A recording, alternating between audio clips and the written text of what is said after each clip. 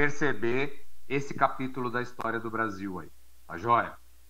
Vamos falar dos pontos aí principais do esquema, né? A Era Vargas, ela teve 3 fases, e é importante que vocês consigam perceber isso daí. Ela teve, nós vamos separar a aula por fases, e é importantíssimo que vocês percebam, né?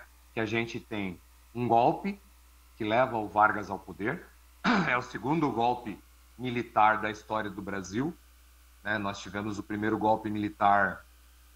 Alguém sabe qual foi o primeiro golpe militar da história do Brasil?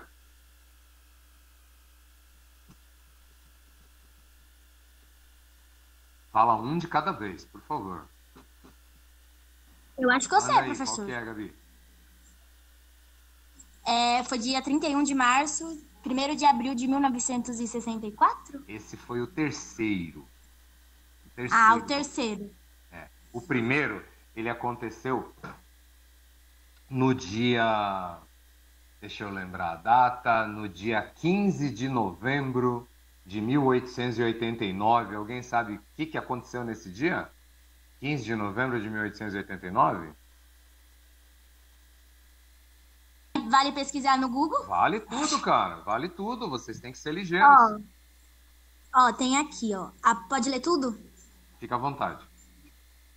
A proclamação da República Brasileira também. Não vem com desculpa, não. Você não sabia, mano.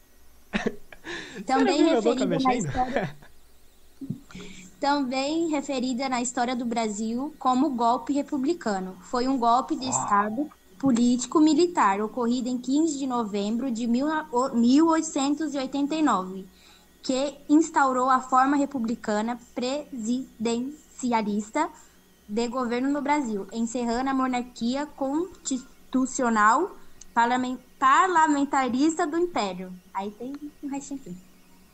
Tá excelente, top, Gabi. Muito top. obrigado. Muito obrigado. Já está contratada como minha auxiliar.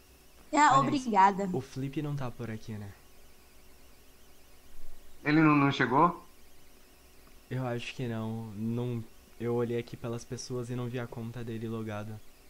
É por isso que meu microfone tava mutado sem querer, porque o Star tem um programa de gravação no PC pra gravar isso aqui. Não, tranquilo. Vamos lá. Galera, então é o seguinte, isso tudo que a Gabi leu pra nós aí mostra o início dessa história que a gente está vivendo, que é importantíssimo vocês entenderem, né? Que o primeiro golpe que derrubou a monarquia no Brasil e instaurou a república, ele deu início a um processo republicano conhecido como República Velha ou a República do Café com Leite, né? Que foi uma república, um período da história do Brasil onde havia ali um revezamento do poder, né, entre São Paulo e Minas Gerais. Vamos pensar que esse poder de São Paulo, ele vinha do café, né? São Paulo foi um dos maiores produtores de café do Brasil e a economia brasileira, toda ela era assentada sobre a cultura cafeeira. Então, isso deu um excesso de poder a São Paulo. O que ocorre? Ocorre que quando a gente chega no ano de 1929, você tem as eleições presidenciais. E um cara chamado Washington Luiz, né, o nome da avenida do aeroporto de Congonhas, Avenida Washington Luiz, ele, paulista, deveria apoiar um candidato de Minas Gerais. O que ele fez, cara? Ele apoiou o Júlio Prestes, aquele lá da estação de trem, lá na Luz, para ele ser o presidente do Brasil. E aí, Minas Gerais se sentiu traída. O que ela fez? Ela buscou apoio com os outros estados da federação que também se sentiam traídos, entre eles alguns do Nordeste e mais o Rio Grande do Sul. E ela lançou como candidato para concorrer com o Júlio Prestes o senhor Getúlio Dornelles Vargas, né? Que é a figura de quem a gente está falando. E o Vargas perdeu a eleição. Vamos pensar o seguinte, galera. A República do Café com Leite, ela teve algumas características importantes, muito importantes, tá? Que se as pessoas soubessem, não ficariam falando tanta besteira hoje em dia como querer voto impresso, né? Como no caso do voto de cabresto. Alguém sabe o que é o voto de cabresto? Já ouviu falar? Esse termo me lembra dos coronéis que obrigavam seus servos, seus, digamos assim, escravizados, a Sim. votarem neles ou em alguém do interesse deles. Servos é a palavra perfeita, Jailson, porque não chegava a ser escravizado, mas era servil, era uma relação servil. De Né? fato. Então, perfeito a sua colocação. Né? Eles obrigavam essas pessoas a votarem, porque o voto era aberto, né? E era escrito. Então, o que acontecia? Quando chegava na época da eleição, o coroné mandava o capataz ir lá na casa das pessoas, pegar o título de eleitor delas, e o cara ficava lá na frente da urna, dava o título pro cara e ficava esperando, olhando o cara escrever lá para poder votar no filho do coroné, ou no próprio coroné. Entendeu? Então, o Vargas perdeu pro Prestes. Só que ele perdeu, mas não aceitou a perda. E aí ele juntou os soldados lá no Rio Grande do Sul e marchou do Rio Grande do Sul até o Rio de Janeiro, amarrou os cavalos lá na porta do Palácio do Catete para tomar o poder. E aí derrubou o Washington Luiz, que ainda não tinha passado o cargo, e tomou o poder em 1930. Inicia-se a partir daí a Era Vargas. Primeiro governo provisório. Gente, alguém consegue me definir o que significa a palavra provisório? Galera, eu quero participação aí. Temos muita gente aí. Temporário. Se era temporário, ele deveria acabar rápido, né? Pois é. Eu escolhi com muito carinho as fotos que vão retratar cada um dos períodos, então eu gostaria que vocês se ativessem aos detalhes. O Vargas é aquele rapazinho ali no centro, gordinho, baixinho, de uniforme militar, né? Governo provisório. Ele deu um golpe militar, então ele estava ostentando a farda porque ele recebeu o apoio militar para fazer isso que ele fez. Beleza? O governo provisório ele vai durar de 1930 a 1934. Né? Ele vai se pautar pela criação dos Ministérios da Educação e do Trabalho. Gente, oi Dani, boa noite. Vamos entender, galera. O Brasil, até então, não tinha uma política de Estado para a educação, para educar todas as pessoas. Maria, boa noite. E quando ele faz um ministério que vai cuidar dessas áreas especificamente, ele passa a ter um olhar diferente. Vamos pensar o seguinte, pessoal. Nós estamos falando dos anos 30, tá? A gente tem um peso muito grande acontecendo no mundo, porque você tem duas vertentes econômicas e políticas que estão se contrapondo aí. Quais são essas duas vertentes? Uma vermelha e uma azul, vai. Esquerda e direita, por conta da Guerra Fria? Ah, não, ainda não era época de Guerra Fria, né? Comunismo. Não era, mas os atores são os mesmos. O que a Guerra Fria separava, Mari? Comunismo e capitalismo. Exatamente. As duas maiores potências do planeta. Também. Pois é, mas por trás, oi Bia, por trás das duas maiores potências você tinha dois posicionamentos político-econômicos, certo? É isso que a gente precisa entender, oi Ana. Vamos lá. Então, com o crescimento do comunismo, por um lado, o advento do capitalismo ali super reforçado pelos Estados Unidos, que estava bombando depois da Primeira Guerra Mundial, apesar da quebra da Bolsa de 1929, que é importante a gente pensar aí, certo? Os Estados Unidos, mesmo assim, ainda estavam na crista da onda. Então é muito importante. Os trabalhadores brasileiros ainda não tinham representatividade, né? A luta dos trabalhadores, ela vem ali com a vinda dos europeus para cá para substituir a mão de obra africana, né? E com eles as ideias que já percorriam a Europa, o anarquismo, né? Tantas lutas lá que eles já tiveram lá que eles traziam para cá, lutar por direitos, para que os trabalhadores tiveram direitos, né? Daí até as primeiras leis trabalhistas. E o Vargas, ele vai também nomear tenentes.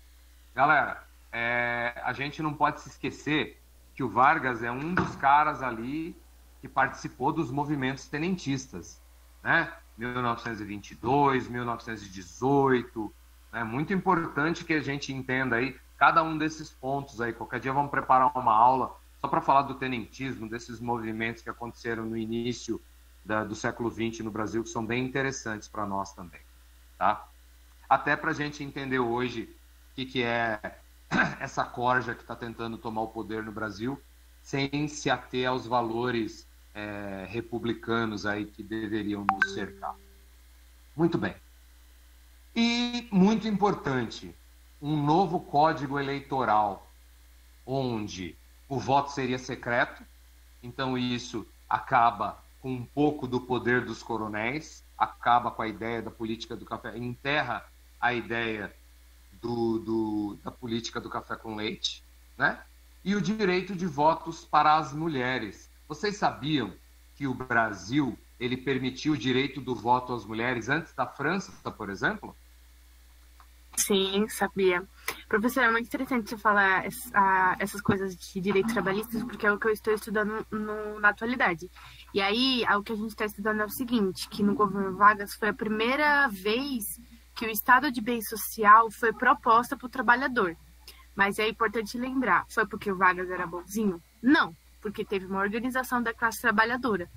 E aí ele cedeu ao 13º, a jornada de 8 horas de trabalho, as férias, tudo isso foi muito importante para o trabalhador ter um mínimo de dignidade. Sim.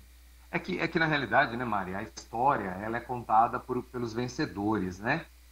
E essa burguesia que vence, ela vai contar a história pela sua ótica. Então, é legal você ter uma figura que é a figura progenitora, a figura capaz de nos redimir, né? Eles transformam o Vargas nisso. É lógico que teve luta de trabalhadores, assim como não é a princesa Isabel a redentora dos escravos. Mas, né, por isso que a gente precisa estudar a história, para entender esses detalhes aí. O Vargas cria também o Conselho Nacional do Café. Ele é muito inteligente, ele é estratégico. Ele percebe que ele precisa agradar os paulistas, né? Então ele vai lançar um olhar especial sobre o café. Esse olhar especial, gente, vai levar o Vargas, em 1931, por exemplo, a queimar toda a safra de café. O governo vai comprar a safra de café e vai queimar essa safra de café toda para tentar equilibrar os preços do café no mercado internacional. É o que não vai dar certo, enfim, né? E por fim, nesse primeiro período aí que a gente está falando, o governo provisório, a gente vai ter a Revolução Paulista, a revolta de 1932.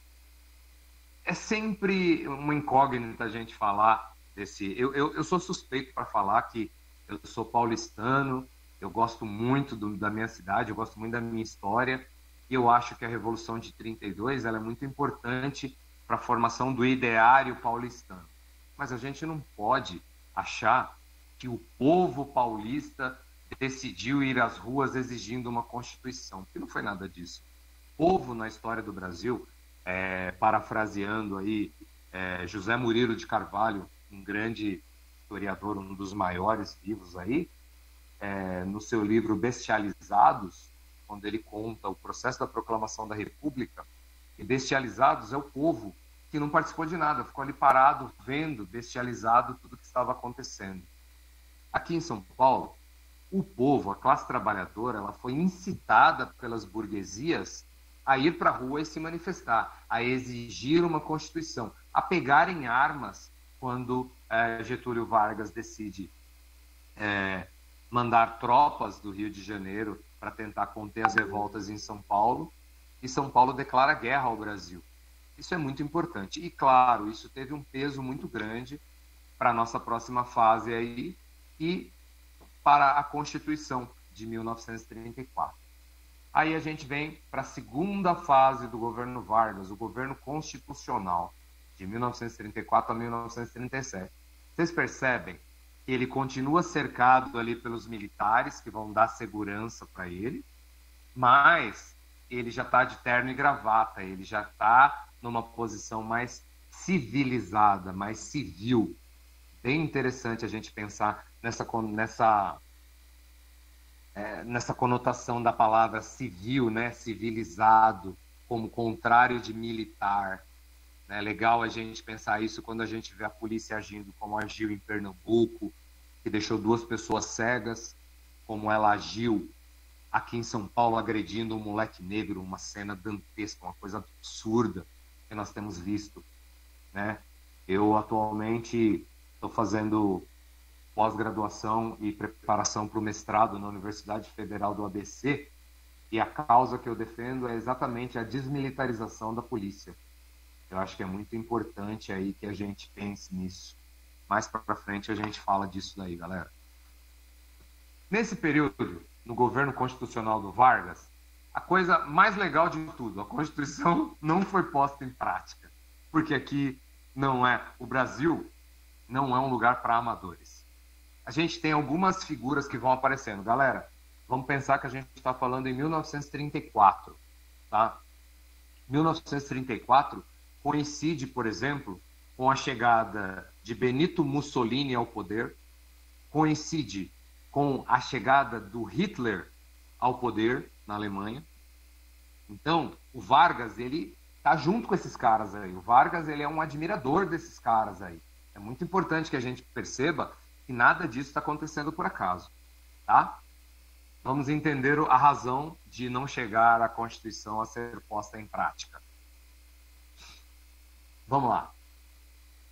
Surge o A e B, né?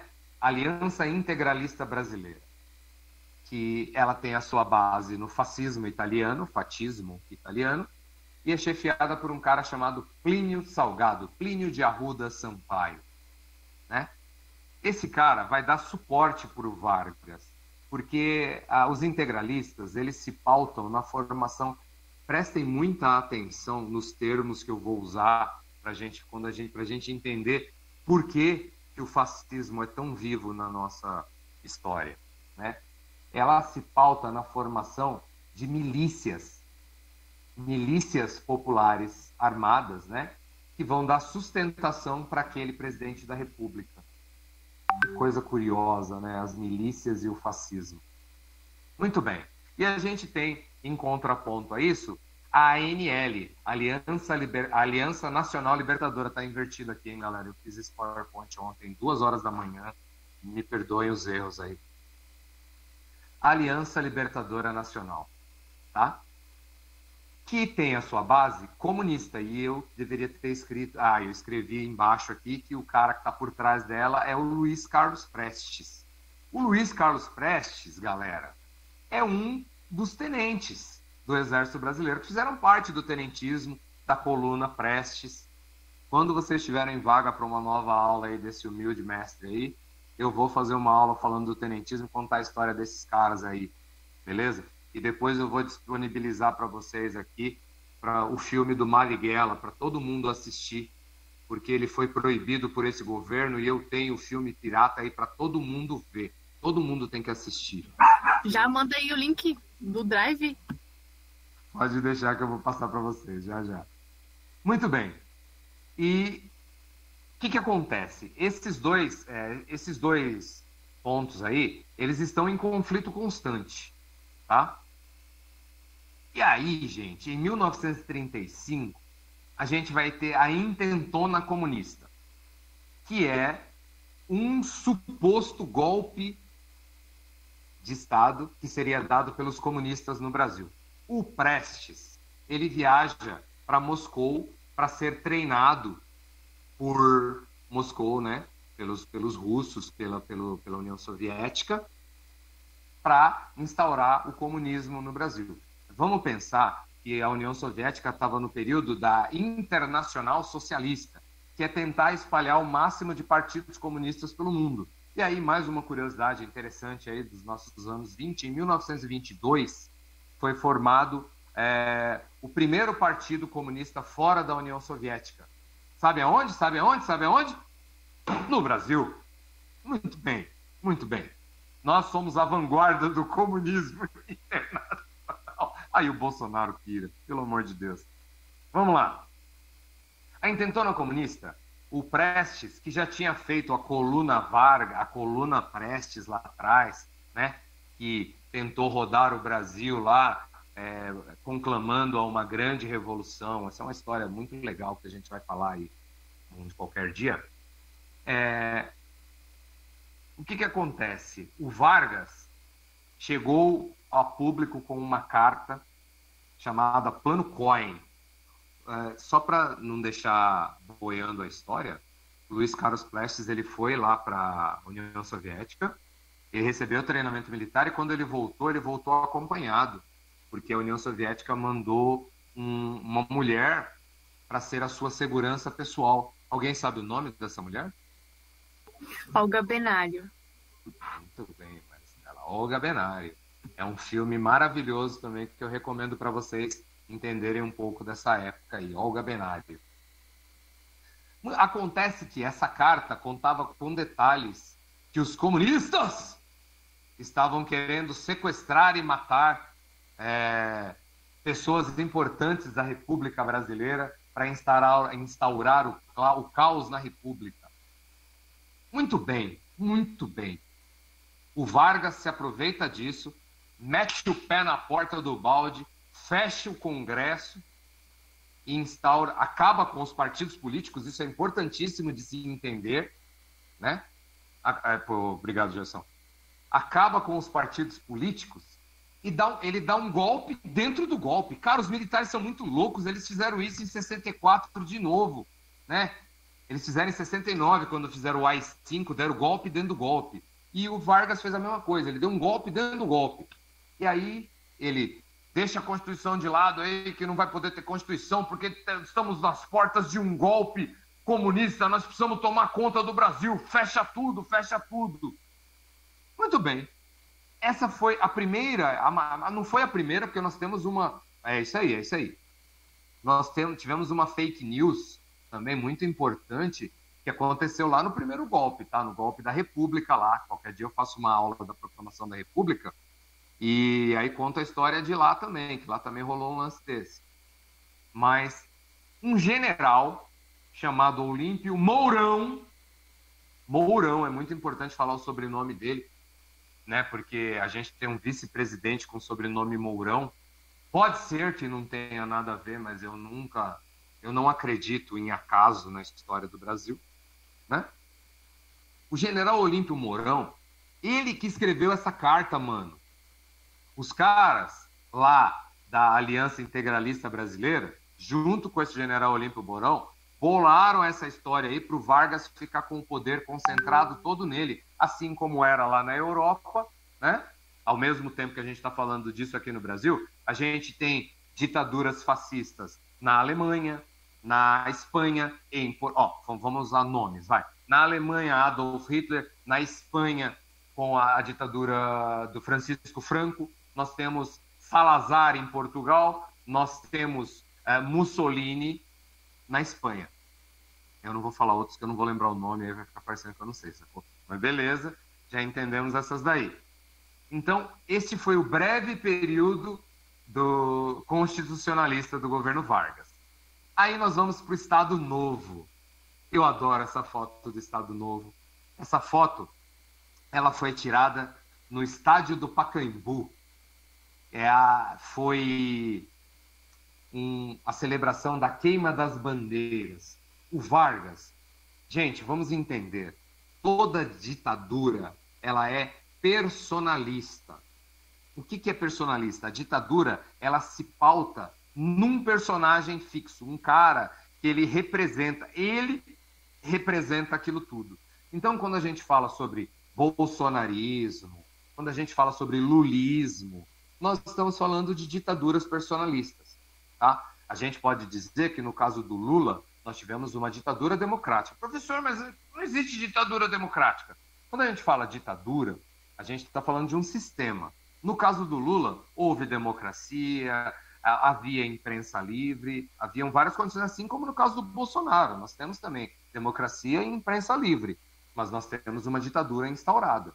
É isso que a gente queria, que eu quero que vocês entendam ali. Uma tentativa de ditadura. Uma tentativa de ditadura, até para eu fazer um breve parêntese, para quem ainda não entendeu, porque é possível que muita gente não tenha entendido, quando aquele senhor com um caráter muito duvidoso aparece falando porque eu não vou colocar o meu exército na rua para impedir que o trabalhador tenha o direito de trabalhar, ok? Esse energúmeno não está falando do exército formal, pessoas. Ele não está falando das Forças Armadas, Exército, Marinha e Aeronáutica. Ele está falando das polícias militares, instituição que o apoia incondicionalmente e exatamente por isso cometeu os crimes que cometeu em Pernambuco. Exatamente por isso, no Ceará, no começo do governo desse senhor que eu acabei de citar, jogou um trator, atirou num trator onde estava o vice-governador, Cid Gomes. Por isso que a gente vê tanta arbitrariedade acontecendo nas polícias. Porque elas compõem esse exército que ele diz. Quando ele pensa em golpe de Estado, ele pensa nessas forças para garanti-lo no poder. Por isso que a gente tem que ficar muito atento e entender o que está acontecendo aí na nossa sociedade nesse momento, viu, galera? Essa celebração da queima das bandeiras, ela acontece da seguinte forma. O Vargas decide que os estados não poderão mais ter bandeira, que a única bandeira que deve existir é a bandeira do Brasil, que o Brasil é a coisa mais importante. Aí eu pergunto para vocês, qual é a figura que está em destaque aí nessa foto?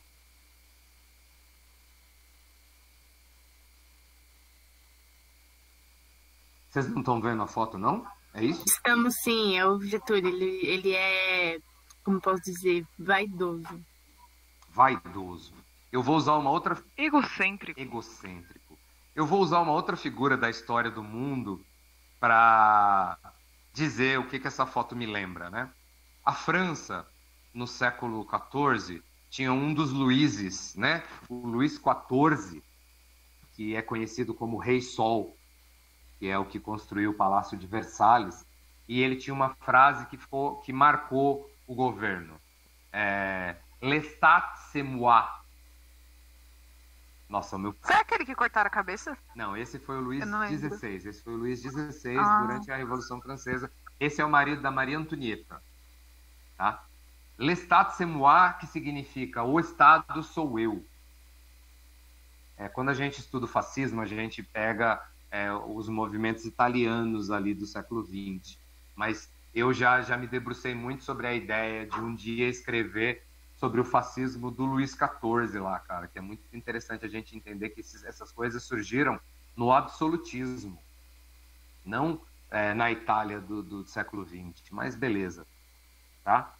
Vamos entender o que aconteceu no Estado Novo lá, de 1937 a 1945. Ele fecha o Congresso, belezinha, e nomeia interventores nos estados. Muito importante isso, muito importante isso. É uma ditadura personalista. Como você não tem partidos políticos e você tem um cara que é o presidente, que é o único que manda, é o único que fala, tudo se restringe a ele, a personalidade dele se torna tudo. Ontem eu estava ouvindo aquela mulher maravilhosa lá, que me fugiu o nome dela, a médica que foi na CPI falar ontem, uma mulher incrível, inteligentíssima. Eu fiquei assim feliz da vida, me senti representado por ela depois de ouvir a doutora Nise Yamaguchi. Travou. Estão me ouvindo ou não, galera? Eu tô Vocês ouvindo me ouvem? normalmente. Ah, tá. Porque Talvez seja a sua conexão, Jennifer. Aí pode voltar. Ah, voltou, então tudo bem. Aqui tá normal, pode prosseguir. Tá bom. Então, eu acho que ela colocou muito bem essa ideia do personalismo, né? Quem é o ministro da Saúde? É o presidente. Quem é o ministro da Economia? É o presidente. Tudo é o presidente aqui no Brasil. Porque ele quer que tudo gire em torno dele. Né? Isso não é democrático. Mas, enfim, ele foi eleito democraticamente e agora vocês têm que engolir esse sapo aí. Né? Mas dia 19 nós estaremos na Paulista novamente lá, fazendo a nossa parte. Muito bem. Ele criou uma outra coisa fantástica que as ditaduras adoram, o DIP, Departamento de Imprensa e Propaganda. Decreta-se a censura. Daqui para frente, só pode se tornar público aquilo que o DIP aprova. Eu tenho um livro que se chama Anjo Pornográfico, conta a história do Nelson Rodrigues. E é maravilhoso, maravilhoso quando ele conta quando o DIP censurava as peças dele. É muito legal que a gente seja capaz de entender como que essas coisas foram acontecendo ali. Né? Outro livro maravilhoso é Memórias do Cárcere. Me fugiu o nome do autor agora, famosíssimo aí, puta, que Deus me perdoe, ele acabou de dar uma cambalhota não é Graciliano Ramos, não. Pesquisa alguém aí, faz favor, Memórias do Cárcere. Vamos lá. O DIP, ele vai decretar censura. Por que isso, gente? Na Alemanha, o Hitler, ele lançou uma coisa que foi importantíssima para que o nazismo se tornasse o que se tornou, que é a propaganda política, né? Através do Joseph Goebbels. Se vocês não se lembram, o Goebbels era o responsável pela propaganda nazista e foi brilhantemente interpretado por um dos secretários, né? O ministro da Cultura, o Alvim, Graciliano Ramos. Muito obrigado, Bia, muito obrigado. Graciliano Ramos, Memórias do Cárcere, conta a história da época da ditadura do Vargas aí, tá bom? E o ministro Alvim, lá do seu atual presidente da República, o Talkei, ele imitou, lembram lá, toda a imagem do Goebbels e falou que se a nossa arte não for única, ela não será nada. Gente, em que mundo nós vivemos? Estuda história, povo! Vamos lá.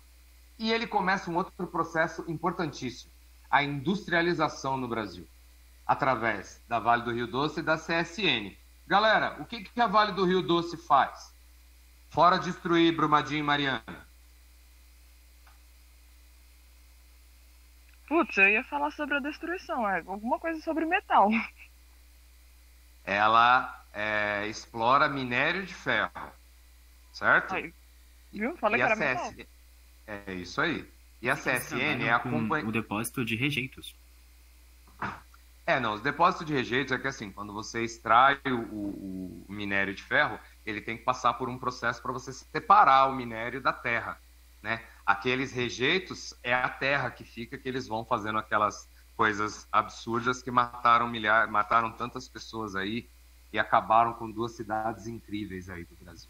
Mas vamos lá. E a CSN, Companhia Siderúrgica Nacional, ela processa esse minério. Vamos pensar que a gente está num período pré-Segunda Guerra Mundial. Os Estados Unidos resolveram ficar amigão da gente da noite para o dia, mandaram o Walt Disney vir passear no Brasil. O Walt Disney vai fazer um personagem em homenagem ao Brasil. Quem é? Isso cai no vestibular, cacete. Zé Carioca. O Zé Carioca, justamente. Pensa, o Pato Donald, ele é a imagem do americano. E o Zé Carioca é a imagem do brasileiro, aquela malemolência, aquele malandro, porque nós somos isso, né? Nós somos malandro. Oh, meu Deus do céu. Muito bem. Os Estados Unidos que vão dar grana para o Brasil se industrializar, porque o Brasil... Letícia, boa noite. Seja bem-vinda. Vamos lá. Porque o Brasil vai ser a base das indústrias americanas que vão produzir o esforço de guerra, né? Então, muito legal que...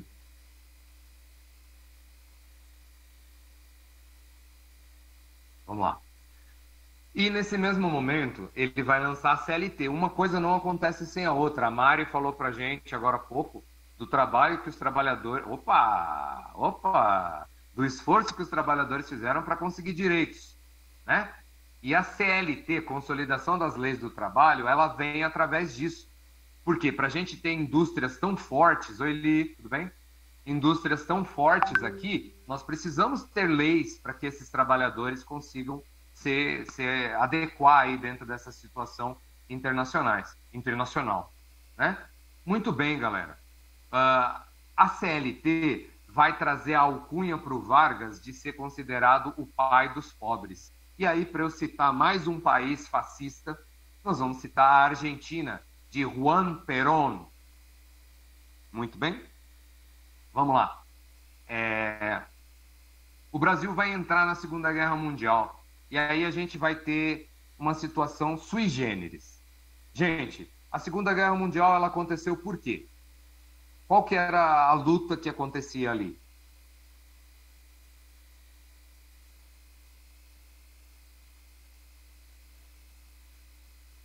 Pessoas? Qual foi a pergunta? Eu não entendi. Eu perguntei O porquê qual da Segunda era, Guerra Mundial. qual era o mote da guerra, da Segunda Guerra Mundial. Contra o que se lutava? Era basicamente porque a Alemanha tava puta, né? A Alemanha Pois é. tava...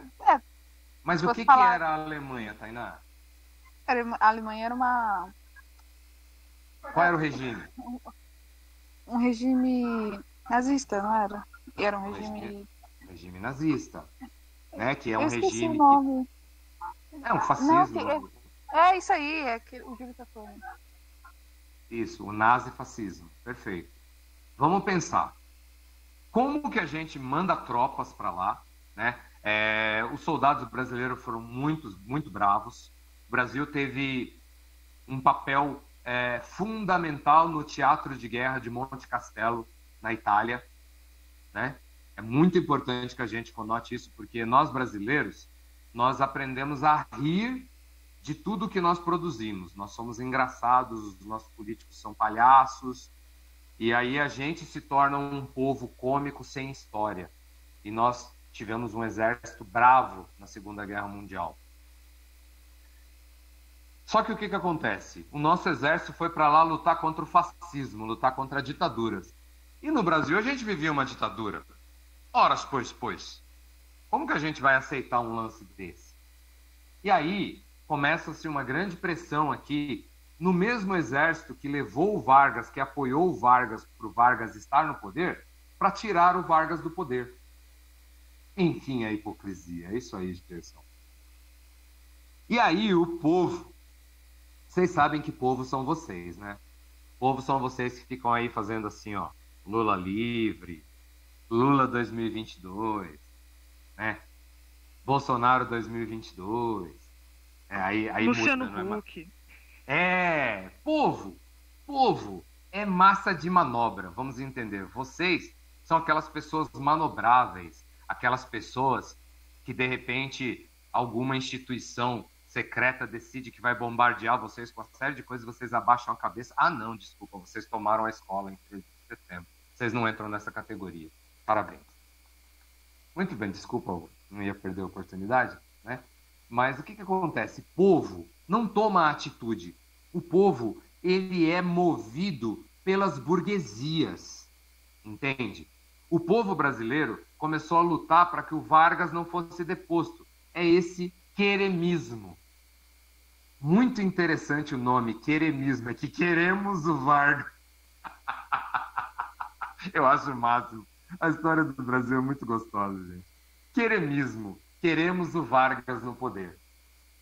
Só que não dava. Os próprios Estados Unidos, que são o berço desse capitalismo aí tão forte, tão pungente, não vai aceitar que o Brasil tenha um governo igual ao que eles acabaram de derrubar na Europa. Nós precisamos mudar isso daí. E aí os militares apeiam, né? Eu gosto de usar a palavra apiar, porque o Vargas apiou do cavalo quando ele fez a Revolução de 30. E ele foi apiado do poder em 1945, com o final da Segunda Guerra Mundial. E ele sai do poder e são feitas novas eleições que, muito comodamente no Brasil, eram 2 militares. Né? Era o general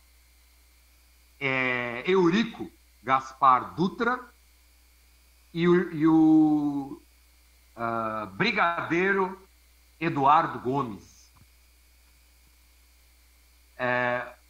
A nossa história ela é muito engraçada mesmo, né? O Dutra, ele vai ser eleito presidente da República em 1946. E uma das coisas que ele vai fazer é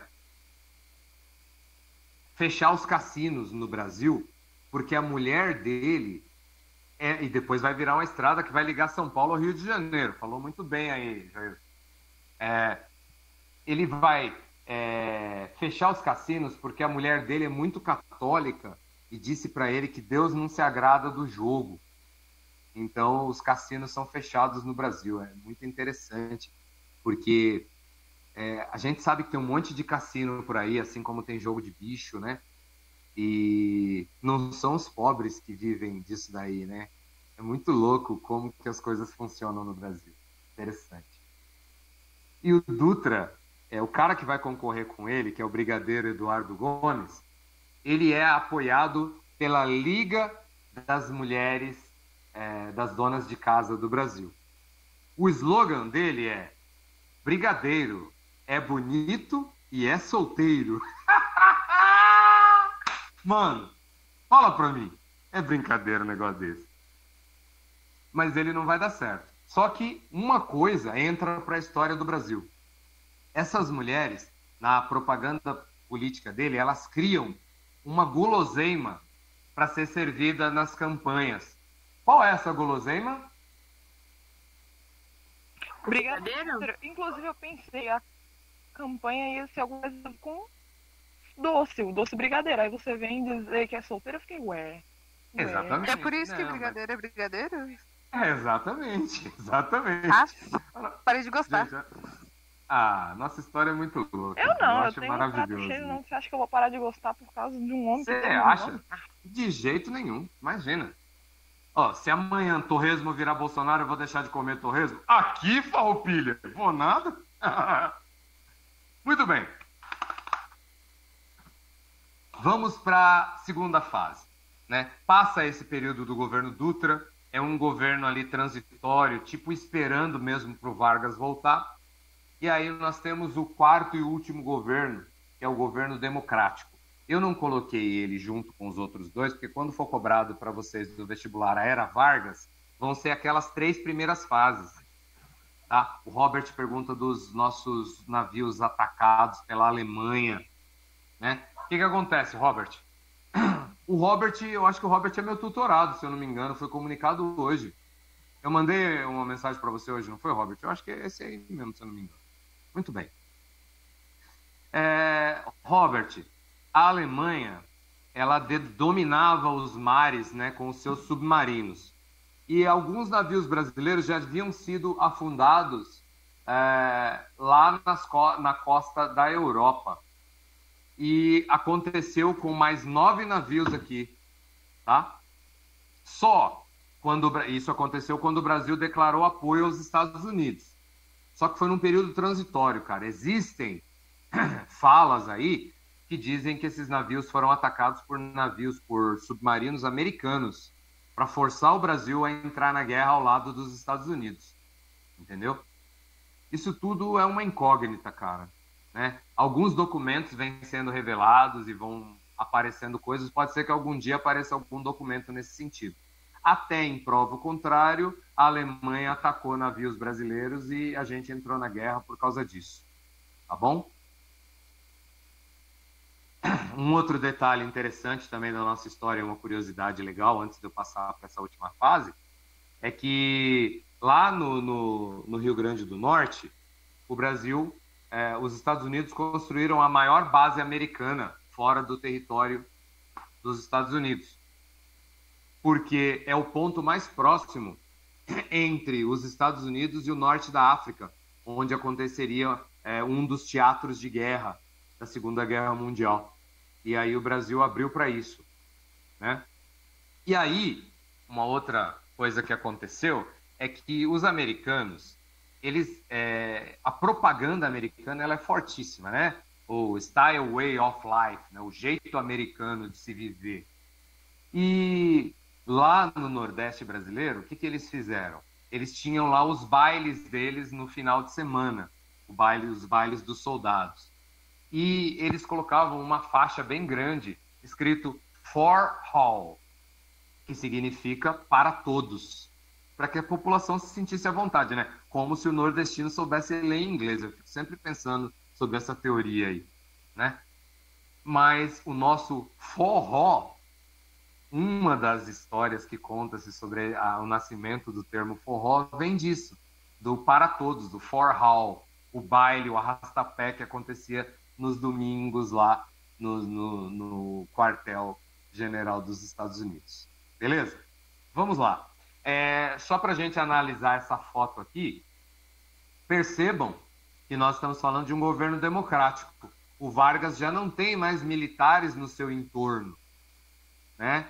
É muito importante que vocês, pessoas aí propensas a prestar vestibular aí no futuro ou analisar a história do Brasil, analisem sempre as imagens. É muito importante que você analise as imagens, tá bom? Vamos lá. Política desenvolvimentista. Vamos desenvolver o Brasil, né? Um dos apoiadores do Vargas nessa política é um grande escritor da história do Brasil aí, Monteiro Lobato, né? Alguém sabe o nome de alguma obra do Monteiro Lobato? Fora o Sítio do Pica-Pau Amarelo? Já ajudou. O Sítio do Pica-Pau Amarelo é muito bom. Eu tenho aqui algumas coisas dele. Eu tenho tenho alguma coisa. O Presidente Negro, eu tenho aqui. É muito interessante esse livro também, recomendo a vocês. Vamos lá. Começa-se a campanha O Petróleo é Nosso e a criação da Petrobras. Galera, um dia eu prometo fazer uma aula para vocês sobre as crises do petróleo. Eu fiz essa aula o ano passado, né? E a gente repete ela aí qualquer dia, que aí a gente vai entender que as companhias de extração de petróleo americana, inglesa e francesa, elas são as maiores do mundo, cara. E elas exploram o petróleo aonde o petróleo aparecer.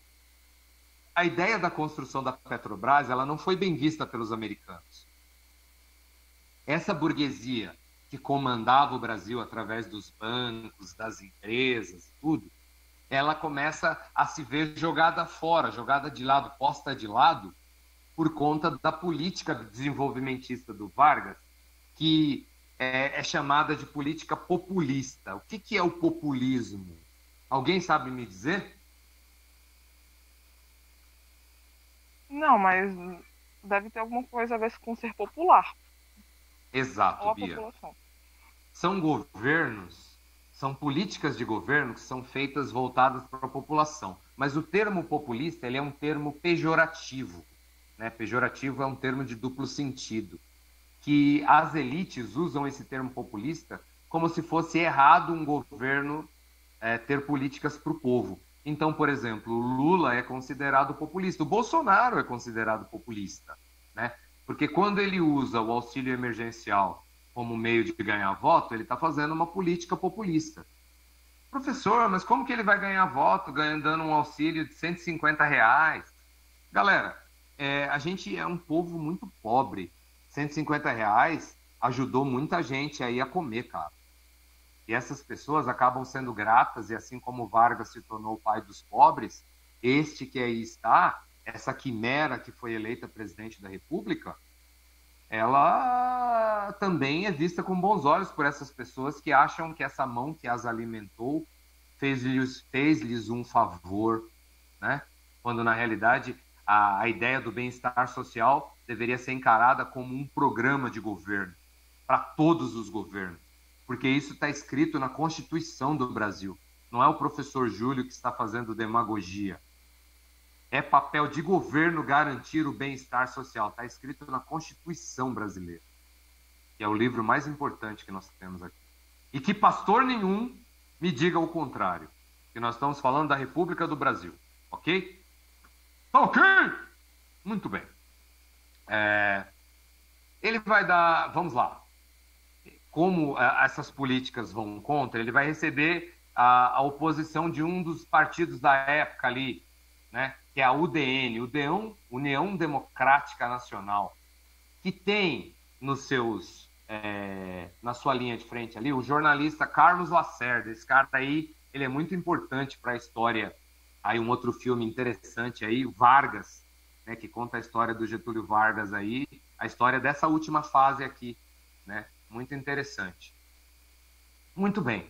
O Lacerda, ele recebe apoio dos empresários e apoia os empresários automaticamente. E ele usa as rádios onde ele tem os programas dele para malhar o Vargas. Gente, vamos entender. Hoje, por exemplo, nós temos um presidente da República que ele tem várias redes de televisão que o apoiam incontestemente. Ele faça o que fizer, os caras apoiam. Então ele aparece com a lata de leite ninho, de leite moça, falando que trouxe para enfiar no rabo dos jornalistas. E aí essas palavras não são do professor Júlio, que jamais mencionaria palavras de baixo calão, não é verdade? Mas são do presidente da República que foi eleito por vocês aí. Certo? Muito bem. O Vargas, ele recebe a visita do seu ministro do Trabalho. O ministro do Trabalho do Vargas também é um cara muito importante para a história do Brasil. O nome dele é João Goulart. Alguém já ouviu falar do João Goulart? Ou, quem sabe, do Jango? Eu já ouvi falar nos dois nomes. Agora, se explicar alguma coisa... Ele tem a ver com Costa e Silva? Ou é só... Quando ele foi deposto do poder, quem assumiu o poder ali foi o Costa e Silva. O João Goulart, ele era o presidente do Brasil em 1964, quando houve o terceiro golpe militar lá, que a gente vai fazer uma aula mais para frente. Nossa, eu prometi tanta aula aqui que eu vou ter que dar aula o resto do ano aqui. Mas tudo bem, qualquer professor de história é capaz disso aí. Vamos lá. O João Goulart, ele vai levar para o Vargas as demandas do trabalhador brasileiro. O salário mínimo é tão baixo que as pessoas não conseguem viver com R$150, ou quer dizer, com salário mínimo. Muito bem. E aí, o Vargas decide dar 100% de aumento para os trabalhadores. Esse 100% de aumento, galera, vamos entender. R$150 hoje, que não dá para as pessoas comerem, né, dignamente durante um mês, se der 100% de aumento, vai para R$300, as pessoas vão continuar não comendo, sacou? Mas elas vão agradecer muito, porque elas vão ter um pouquinho a mais. É disso que a gente está falando. Só que as elites brasileiras, vamos entender, galera, aqui no Brasil funciona assim. Amanhã vem um cara que fala que quer ser presidente e fala: nós vamos taxar as grandes fortunas. Aí me aparece um pobre, um bunda suja, e vai falar assim: mas aí os grandes empresários vão embora do Brasil. Vão embora nada, rapaz. Isso aqui é uma mamata, mano. Ninguém vai embora. Isso aqui é uma mina de dinheiro para os caras. Você acha que os caras vão embora? Vão nada. Se liga, mané. Isso aí é para os caras continuarem sem pagar imposto, ganhando um rio de dinheiro, enquanto você paga imposto. Enquanto uma professora vai ter que pagar R$5.000 de imposto de renda, e esses caras não pagam imposto em jet ski, avião, carro importado, nada disso. Porque eles que fazem as leis. Desde as revoluções burguesas lá atrás. Muito bem. Vamos lá, galera. Essa fúria das elites acontece por isso. É isso que a gente tem que entender. Os empresários brasileiros, não é que quando eles vêm a público igual o dono da Havan, o dono da Madeiro, dizer lá no começo da pandemia que o povo tinha que trabalhar, que não tem nada disso, que isso e aquilo, é porque os caras não querem deixar de tomar champanhe francês, meu amigo. E eu vou dizer para vocês, hein, o dono da Madeiro é sócio do Luciano Huck, que é amigão, truta, unha e carne. Beth Gutenberg, tá ligado? Então, se liguem. Quem vocês vão votar no futuro aí? Fiquem atentos. Muito bem. O Vargas, ele tinha como seu chefe de segurança um negrão do tamanho de um guarda-roupa chamado Gregório Fortunato. O Gregório Fortunato era muito leal ao Vargas e ele decide bolar um plano para matar o Carlos Lacerda. Só que o Brasil, como eu disse algumas vezes aqui, não é um país muito sério, né? E o plano dá errado, o cara que vai atirar erra o tiro. Segundo dizem, o tiro acertou no calcanhar de um outro cara, matou o major, né? O major Rubens Vaz, que fazia a segurança do Lacerda. Esse crime, muito importante, hein, galera? Anotem isso aí que é importante. É o crime da Rua Toneleiros, tá? Isso aí cai no vestibular, tá bom? Que isso vai desencadear um problemão. Crime do quê, Júlio? Da Rua Toneleiros. Da Rua Toneleiros. Está escrito aqui no slide que eu, com todo amor e carinho, fiz para vocês. O Exército Brasileiro começa a pressionar para que o Vargas renuncie. E aí tem uma imagem de jornal muito legal que eu ia até fazer, mas ia ficar muito slide, eu estava cansado, né? O Vargas diz que ele só sai do Palácio do Catete morto. Isso foi uma premonição, ele já devia estar com os planos feitos, né? O crime da Rua Toneleiros acontece no dia 5 de agosto. Datas vocês não precisam se ater, não, tá? Eu marquei aqui para a gente perceber que no dia 24 de agosto, ou seja, pouquíssimos dias depois do crime, o Vargas vai se suicidar. Pessoas, um dia eu ainda vou dar um trabalho de campo para vocês irem fazer. O pior é que essa molecada que tá aí, ninguém fez trabalho de campo, cara. Eu acho que só a Bia, pouquíssima gente fez trabalho de campo, porque são todos novos, são da remessa do ano passado e não tiveram a oportunidade de conhecer o Palácio do Catete, que é um museu lá no Rio de Janeiro, o Museu da República, onde o Jailson também, né? Tá cheio de gente aqui que se formou em 2019. Ah, então legal. Então vocês sabem o que é o trabalho de campo. E lá é muito louco, cara, porque você vai conhecendo os lugares e o quarto do Vargas, ele foi preservado igualzinho. Eu tava subindo a escada de madeira que leva ao quarto do Vargas, aquela emoção, né, que eu vou conhecer. De repente, cara, verdade, faltou ir pra Nárnia. Nárnia é uma boa ideia, hein, Jailson? Vou pensar nisso pro futuro aí. E aí, o que aconteceu, cara? Os alto-falantes disparam o barulho de um tiro. Um tiro. Eu, no Rio de Janeiro, eu ouço um tiro, o que eu faço? Eu me jogo no chão. Ainda bem que tava vazio o palácio. Gente, muito louco.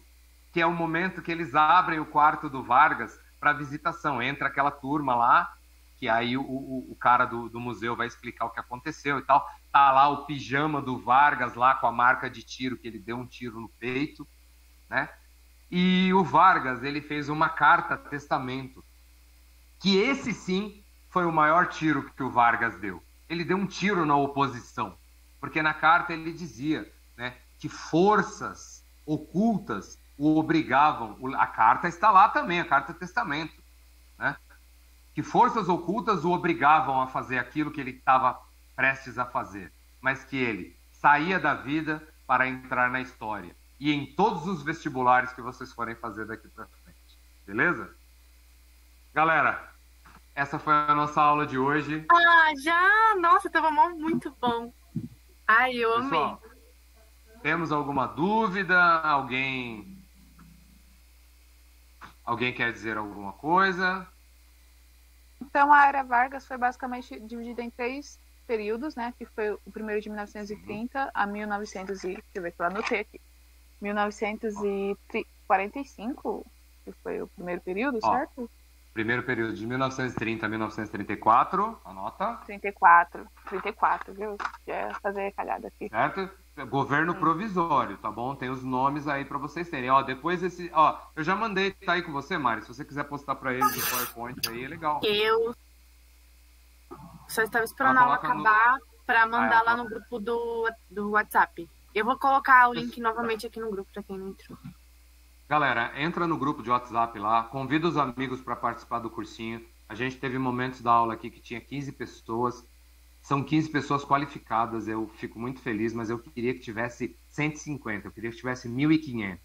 Porque a gente só vai mudar essa sociedade quando a gente se educar, entendeu? Então convidem os amigos aí. são aulas proveitosas. Eu assisti a aula da Mira, a aula do Diego, são professores incríveis. Inclusive, hoje eu fiz uma participação especial na eletiva do Diego e da Mira. Eu dei uma aula sobre a Revolução Francesa, usando o videogame do Assassin's Creed. Foi do caralho, vou falar a verdade, foi muito louco, entendeu?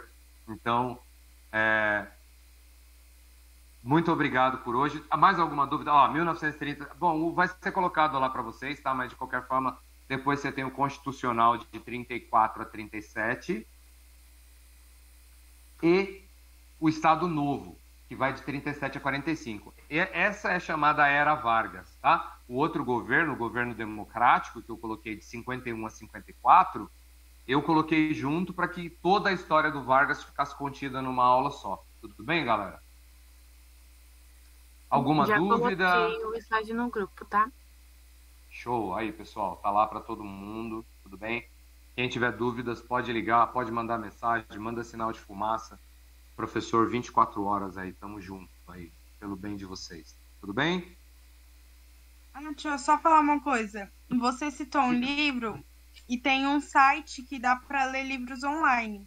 Eu vou mandar o link lá no grupo, quem quiser pesquisar, eu vi aqui que tem o livro que você citou, tá bom?